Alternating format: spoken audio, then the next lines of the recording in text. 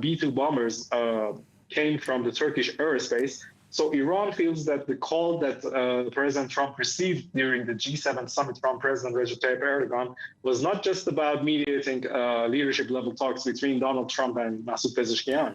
It was probably discussing the realization of the strategic planning of bombing Iran's nuclear sites. And China has been a quiet, silent observer in this conflict, who is now just pushing for a UN resolution on immediate ceasefire in the Middle East, and that Iran thinks is not enough.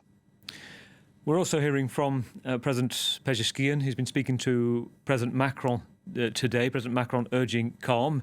The president saying that he has the right to react, calling this, as we heard from Abbas Araghchi today, still in Istanbul, the foreign minister in Iran, saying that they've crossed every single red line. Let's just stay with us. Let's take a listen to what Abbas Araghchi had to say a few hours ago.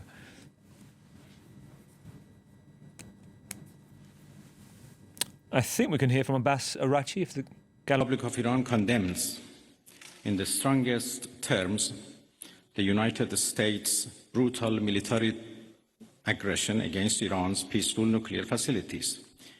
It is an outrageous, grave, and unprecedented violation of the fundamental principles of the Charter of the United Nations and international law. The warmongering and lawless administration in Washington is solely and fully responsible for the dangerous consequences and far-reaching implications of its act of aggression. While President Trump was elected on a platform of putting an end to America's costly involvement of forever wars in our part of the world, he has betrayed not only Iran by abusing our commitment to diplomacy, but also deceived his own voters by submitting to the wishes of a wanted war criminal who has grown accustomed to exploiting the lives and wealth of American citizens to further the Israeli regime's objectives. Saeed, you refer to a big decision still being made at the moment, which is the Straits of Hormuz. And just to reinforce just some of the facts about the Straits of Hormuz, 20% of the world's oil goes through there.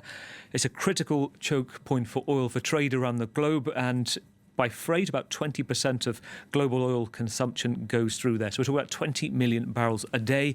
And a big market here, you referred to China before. China is a significant market to which we're seeing Marco Rubio, the Secretary of State, saying today to China, to Beijing, to convince Iran that that is not the right step to take. A couple of thoughts from you before we go to Tara in London.